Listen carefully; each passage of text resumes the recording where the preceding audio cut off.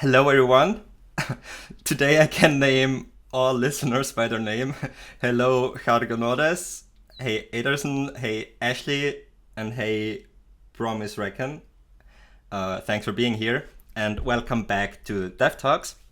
This is the third episode in our series, and today we are switching things up by hosting here on X instead of Discord. We'll definitely go back to Discord again, especially when we show video footage, but today's space is ideal for X. We have a very exciting topic today, one we haven't really covered before, so basically all the information you're getting is new. But not only is the topic exciting, our guest is too, and I hope they're excited as well. Hey, Berick. Oh yeah, definitely. So we have Berick here today, who is our head of AI, a deeply involved AI developer at SingularityNet, and the founder of IRIS. We are going to briefly talk about IRIS before diving into the main topic, which is our Experiential Learning System, or ELS for short. Um, the ELS enables AI NPCs to explore their surroundings with agency, follow their curiosity, and learn from player interactions to improve task completion over time. This is basically what we've communicated so far, but of course it goes much deeper, and that's exactly what we are here to discuss today. For those following us closely, Berick is no stranger. You've seen him give a presentation about SophiaVerse at the SingularityNet Ecosystem Festival in Bangkok, and he also recently appeared at the Sail Alpha launch party. Nevertheless, Berick, could you briefly introduce yourself again? And I promise this will be the last time I will ask you to do this. Yeah, absolutely. And I doubt it'll be the last time, but that's okay. So, hi everybody. My name is Berick. I am the head of AI at SophiaVerse. I started out working with SingularityNet, and then SophiaVerse was spinning up and making excellent progress, and we needed some AI integrations with some of the Singularity Net products and services. So I was brought on board with SophiaVerse and have been helping out and working on building out the AI systems that are in there right now, and also the upcoming ELS, which we are very excited about. Thanks, Berick. So let's hop right onto Iris and ELS. I remember our discussions in Thailand when we talked about the correct pronunciation of Iris.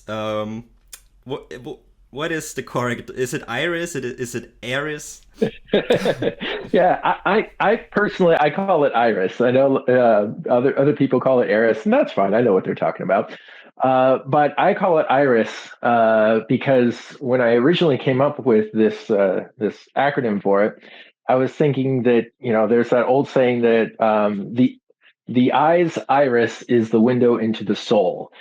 And so when I was building this, I was with the transparency of this system. I was like, oh, okay. So Iris is going to be a window into the soul of AI. And it kind of stuck with me. I love this explanation, and I also prefer Iris. It's a pretty cool name. So, Barry, could you give us an overview of Iris, and could you also explain how ELS relates to it? Yeah, absolutely. So Iris at its core is a machine learning algorithm that's based off of learning causality. So causal relationships, cause and effect. And it's very similar in its functionality to like traditional reinforcement learning, which is heavily probability based. But Iris just takes a different direction and focuses on causality and causal relationships. So Iris is a system that observes how its actions affect the world around it and figures out how those types of interactions can be used to drive an agent towards a particular goal that we give it. Now, so Iris is like the backbone um, core algorithm, and the ELS, that is the system that utilizes Iris in SophiaVerse to make the magic happen. It's where the communication happens between the internal systems and the game so that the IRIS algorithm can see what's happening in the game, what things it should be working towards, different quests or goals or tasks that we want the characters to perform, the things that the characters are seeing, the things that the characters are doing, and the information that we're sending to the game world to tell the characters what to do. So where to go and what to interact with and what happens when it walks over to a light switch and turns it on, for example. All that information is passed through the ELS system. Why don't we go more deep into the ELS and get a more in-depth explanation of what ELS is going to do in Sail and what it is? So the exciting thing about the ELS system is it's going to unlock a level of AI reasoning and understanding that we have not yet seen in games. So in traditional games, when you have AI behaviors, we have to code out these behaviors. We have to tell it what to do in various situations. Because I mean, at the base level, it's a bunch of if-then statements. If this is happening, then do this. If this is happening, then do this. Of course, we can get a lot more complicated than that nowadays, and make a lot of very complex trees of behavior, and that's what you see in all games, whether they're simple games like Pac-Man or incredibly complex games like Mass Effect or something like that. All of these very complicated behaviors are all defined as these trees of what to do in certain situations.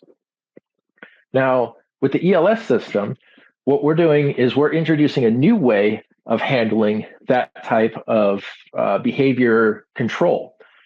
We're allowing the system to experiment and play around with its environment and figure out how the environment works in a way that's very similar to how you will do it when you get in there and play yourself, where you're going to go into the AI lab, you're going to look around, you're going to see what there is, you're going to play with stuff, you're going to walk over, you're going to interact with it, you're going to see like the different menus pop up and okay, what's this do, and what does this interaction do, and how do I do this, and how do I turn the generator on, and there's this battery thing on the wall, and activate that, there's a battery, and as you are playing around in the game world, you're learning how the game world works, and ELS is doing the exact same thing. It's playing the game and seeing how all of these different things change and how all of these different interactions affect the environment, like plugging the battery into the generator turns the lights on and activates more things. And it's learning about all of these different interactions. And then we can use that to guide behaviors that we want the AI to do. So when Sen is walking around the environment and playing with things and figuring out how things work and doing all of that, that's interesting. But it's more interesting when we have something that we actually want these characters to do. So we're going to be developing systems that allow us that when you're talking with Sen, that you'll be able to tell Sen different things that you want it to do, or it could be driven by the quests that are currently happening. There's a lot of different opportunities and potential there for how we are going to be developing and continuing development in the lab, and all the different interactions and ways that different things in the environment affect other things in the environment. And it's going to be very much like playing a multiplayer game where you are in there with someone else who just happens to be an AI playing the game and figuring out what to do next. Could we say that the ELS gives AI NPCs a brain? Yeah, I would say that. And I think, in a lot of ways, it's really interesting because when you're playing games with somebody else, you can't necessarily know what they're thinking, what they're planning, what they're going to do. But with the ELS system, we'll be able to have a full transparency. We'll be able to see everything that it's learning and see everything that it's planning to do, even before necessarily it knows what it's going to be doing.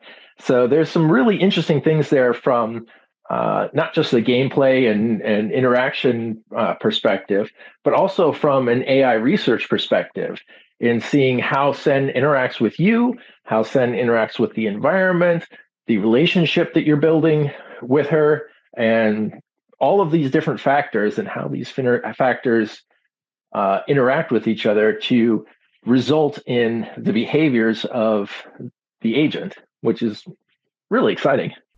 Yeah, it's definitely exciting, and it's great that we have the Iris founder doing exactly this. Couldn't be anyone better than that. You kind of alluded to it, but what is the goal of the ELS in Sail? What is it supposed to do exactly? Well, in a nutshell, what we're trying to do is create characters that kind of live and breathe in their virtual worlds. So in the AI lab, Sen will be walking around and learning and basically living in this world and learning and figuring out how things work and doing things entirely independently.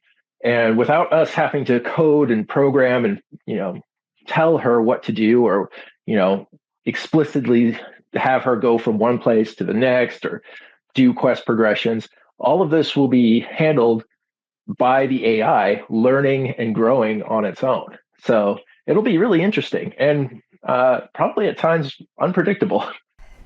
Could we say that Iris or ELS is code that teaches itself to code? You could say that. Now, the IRIS system and the ELS system is not a. It's not like a natural language processing type of system. So it doesn't understand. Uh, when you're talking to it, it's not really directly understanding and interpreting what you're saying. That's where all of this hard work that we've done over the last few months and what we have released so far comes into play because those systems do understand what we're saying. It understands, our intentions. It understands what we're trying to convey, the message we're trying to convey. And so that system will be able then to communicate with the ELS system and translate, okay, we're talking, and what we're talking about means that now we have an objective, we have a goal, we have something that we want to do. And now ELS comes in and says, okay, here's this thing that we want to do. I know how to do that. So I'm going to lay out, here's the actions and the things that we need to do to achieve our goal. So realistically, we kind of have two separate types of AI systems, core AI systems, that are working in tandem to bring life to these characters. One is understanding communications and social interactions, and one is direct actions in the environment, like what movements to do and where to go and what things to interact with and actions and plans to take. So this dynamic between the two systems is very unique, and it's going to be really interesting to see how that works in an ever more complicated environment. Speaking of those two AI systems, how do they plug into Sail? What's the bridge? How can they communicate between each Yeah. other? So these systems are kind of housed and contained within the what we call the back end. So it is the system that talks to the game client that is on your computer. So we have our servers that we have hosted, and that has all of these AI elements, both of the AI systems, and internally inside of those servers, those AI systems are communicating with each other. But externally, they're also talking directly to your game environment. And that's why you have to have an internet connection to be able to play SophiaVerse, because they have to be able to talk to our servers and talk to these AI systems. In recent announcements, we talked about the AI cube. Could you maybe explain how the AI cube interacts with the ELS? Mhm. So the AI cube is what we call internally are the I guess you could say the house or the housing that all of these AI components are going to be working inside of. So you've got both systems, the ELS and the what we call it freeform dialogue systems that are housed inside of the AI cube, and the AI cube sits on the inside the server. Now, also in the server is all of the other things that happen in any kind of online game, right? You've got, quest tracking and dialogue tracking and rewards tracking and figuring out, logins and, the wallets and all of these different types of things are all handled by the server. But anything related to the AI itself is contained within this AI cube. And this AI cube has, the ELS, it has the freeform. And if there's ever any other types of systems that we decide we need to integrate into here, they're all go into the AI cube so that the AI cube can talk with the SophiaVerse game world. And we've also built this technology to connect to other games, projects, or applications. Could we use the ELS and, for example, license it out to other projects so they can use it as well? Yes, that's one of the more exciting things about the project is that this system that we're building, the AI cube, having it being kind of compartmentalized away from the rest of the game servers allows us to connect it to other systems. So we could license this technology out to other AI or powered game systems, other services, all kinds. I mean, there's many use cases for this type of technology. And we could use the AI Cube as the platform for accessing and utilizing the power of the systems that we're creating outside of SophiaVerse. You mentioned use cases. Could you name some specific use cases so our audience knows what it could do for other projects? So imagine other game worlds out there that have a means for API access. I mean, that could be any type of game out there. You could have in IRIS or an ELS controlled system that is playing in a grand sweeping RPG like Skyrim or something along those lines. You could have these characters playing out in virtual worlds like The Sims, for example. There's any kind of AI characters that are inside a game world could potentially be powered by this AI cube system in very complex and very dynamic ways. So on this front, I'm sure we will have some announcements in the coming months, which is going to be very exciting. This technology is pretty unique, and I'm sure other projects would like to use it for their specific applications. It's going to be very exciting. Mm, we recently put out the roadmap for 2025, and we also talked about it in Dev Talks 2. What could the ELS do this year? Like how advanced can it get, and what are some short term developments? So in the short term, what we want to do is we want to wake Sen up.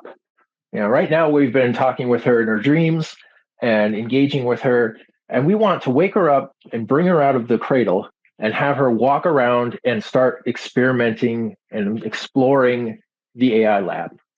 So at its basic level, even right now, we are doing testing of these systems, talking to each other, talking to the game, talking to the AI cube and the ELS, and having it so that we can have these characters moving around the environments and interacting with things and observing how things are changed by its interactions and observing even stuff as simple as its location. When it walks from one place to another, it's observing that its location, its position is changing. And these types of things are important for it to learn because then it knows, okay, if I'm far away from where I want to go, it's going to take me a little bit to walk over there. So I need to take that into account for my actions and the things that I'm going to be doing. So we're starting small. We're starting with the basics and making sure that that's working correctly, that everything's talking correctly, that the information is being learned correctly.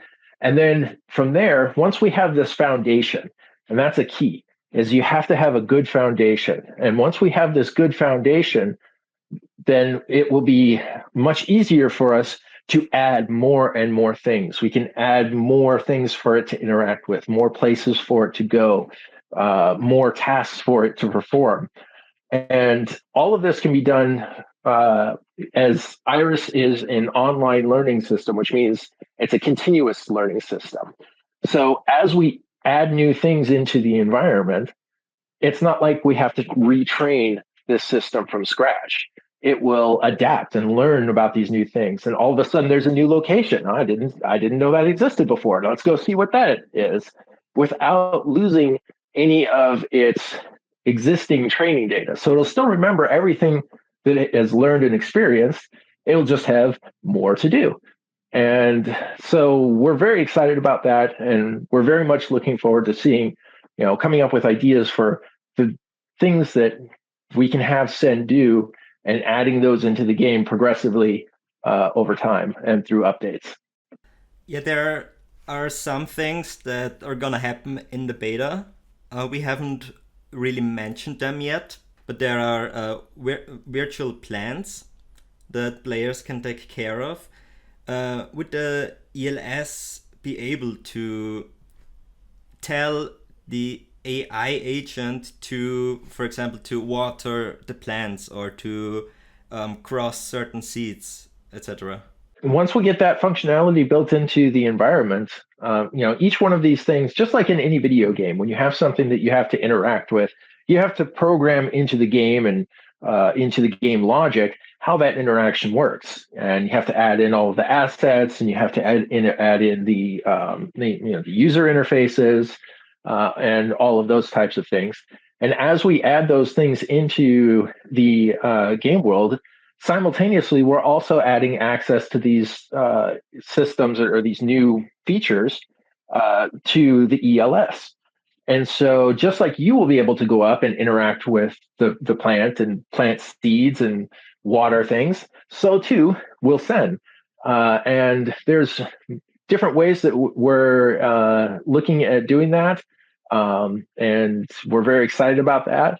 And it's also going to be really interesting to see how Sen will watch you interact with these different things and learn from your interactions to help kind of guide her expectations of what will happen when she goes and does those things. So if you, for example, go over and turn on a light switch, she will see you going and turning on that light switch and say, okay, if I interact with the light switch, I'm probably going to be able to turn the lights on too. So there's some really interesting um,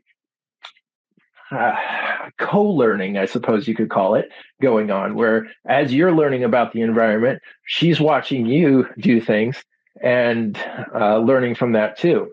And that can also go vice versa. If she goes and does something and interacts with something that you haven't yet, she picks up a Rubik's Cube and plays with it. You're like, oh, I didn't even know that I could pick up the Rubik's Cube. And then you could go pick it up and play with it. So there's an interesting kind of mutual learning possibility there that I'm very much looking forward to exploring. Yeah, that's exactly what we are building, right? A new way of humans interacting with AI, Exactly. which no one has really done before. So we are kind of ahead, right? Yeah, I think we got to jump on it. For the audience, if anyone has any questions, feel free to jump in. I'll pull you up. For example, Aderson, I know you always have very good questions, so if you wanna jump on, just let me know. By the way, we plan on doing gaming nights, and Minecraft will definitely be a game we're gonna play. Looking forward to it, and maybe at one point we can add some AI agents to this and see That who would be is awesome. smarter, the humans or the AI. What do you think? Who's gonna be smarter? I guess it depends on the timeline, right? Yeah, I suppose it depends on the timeline, and if we've already taught these agents how to play Minecraft, well, they're probably going to have a pretty decent advantage over some of the human players. But the nice thing is that even though there are advantages to maybe it's planning and some of that, it's still going to be interacting and playing Minecraft in the same way that a player does. So it's not going to have any like hid like an exact idea of where the diamonds are and where to dig to find them and all of X-ray. that. It's yeah, no X-ray cheats or anything like that. It's going to be seeing what a player would see. So it would be interesting to see like the dynamic between them to see. Okay, human players have learned a lot of tricks over the years of Minecraft, and there's a lot of things that might give us an edge over playing against these AI systems. But the AI systems will be watching, so they'll be learning from everything that we're doing, and they'll pick up on these tricks. What makes it really unique is that it learns everything in game and doesn't rely on information from outside, for example, visual input. Because there has been a try, I mean, was it Google? I don't know, who tried to train their models on visual input, and that didn't really work out. Yeah, I mean, there's been a lot of work on visual input based systems. And I think that while Iris isn't like a pure visual input based system yet, it can do visuals, but it does. It's we'll just say it's unoptimized. It's pretty slow at it. So there's some definite improvements that we're going to have to do on like for it to be able to work on like a pure visual scale. But I do think that will be something that is coming down the line. And the really cool part about that is that once we get these systems to where they can do pure visual, then we can even go beyond the API level access of games and just have it play any kind of game and give it a keyboard, a mouse, and a monitor, and it'll be able to play old games, it'll be able to play new games and be able to interact and learn and see how these things are working from the same kind of feedback that we human beings get, and that's going to be really exciting. Yeah, that sounds amazing.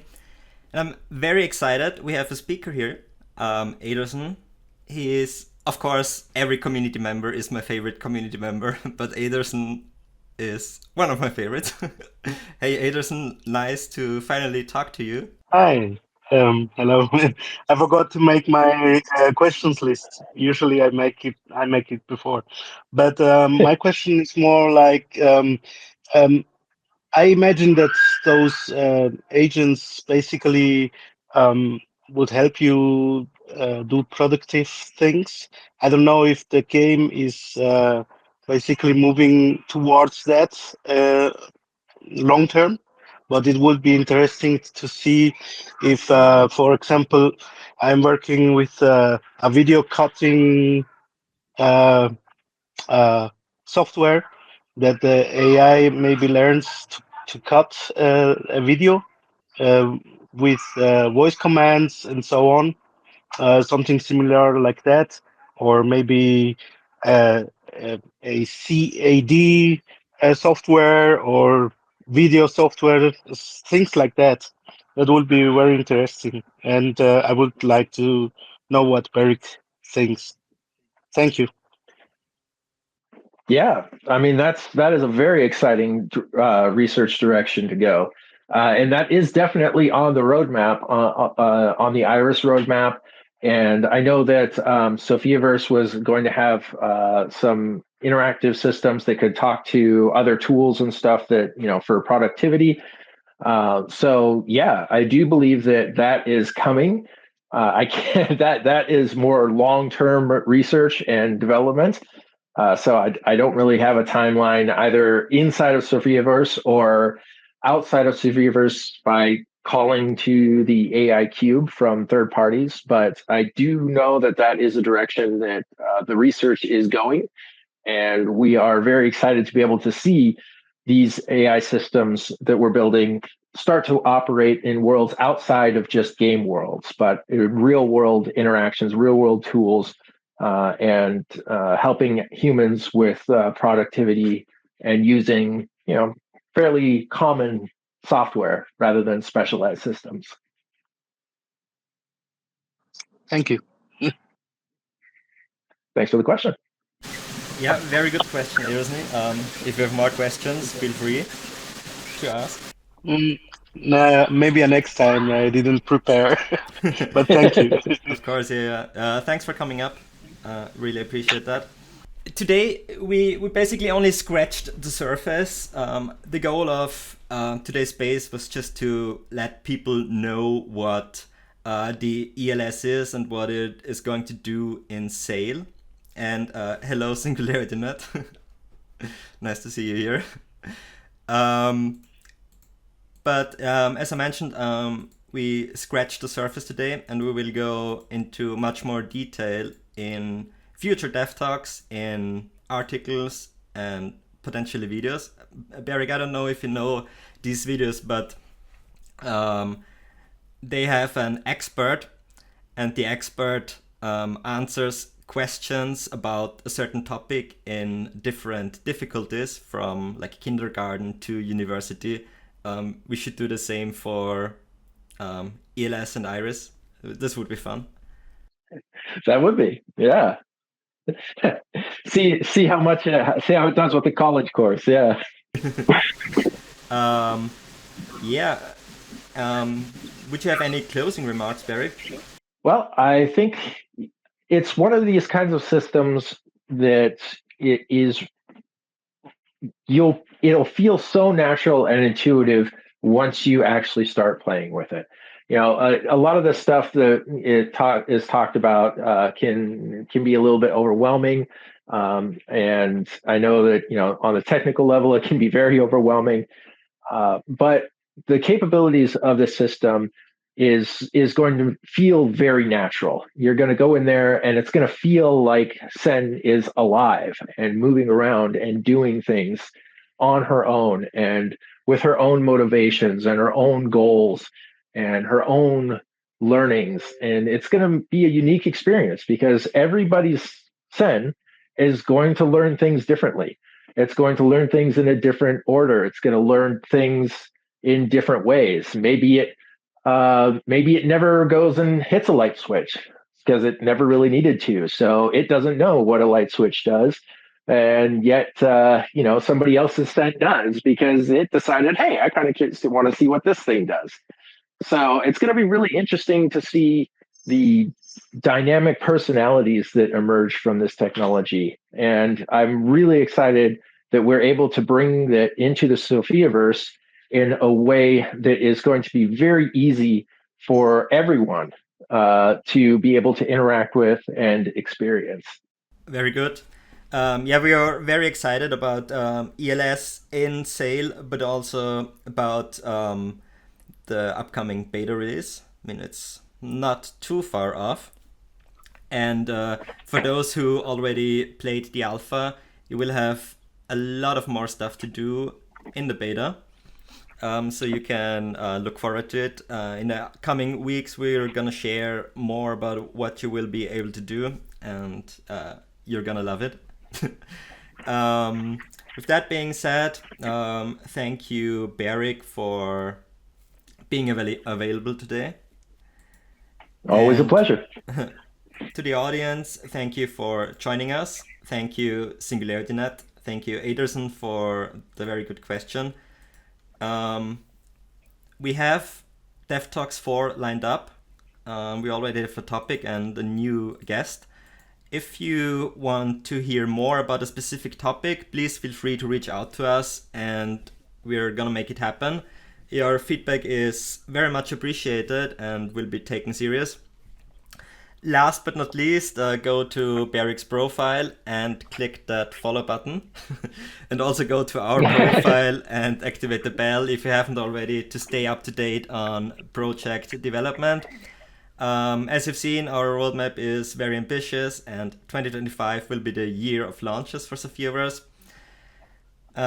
Yeah, with that being said, I wish everyone a nice rest of the day or good night wherever you are, and we'll see you next time. Thanks and bye-bye. All right. Thanks, everybody. Bye, Bye Barry. bye.